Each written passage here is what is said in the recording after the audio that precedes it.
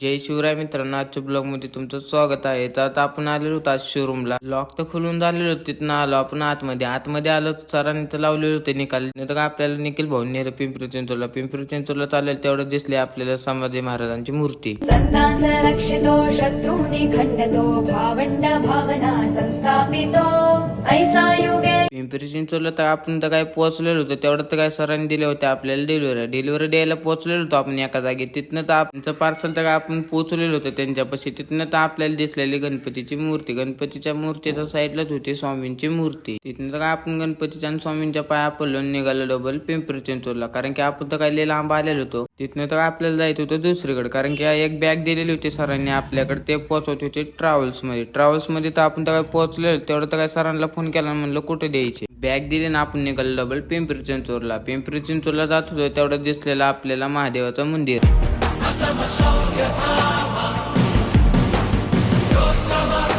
हमारा शकल बुरा है तो क्या हुआ, फोटो में तो अच्छा दिखता हूँ ना.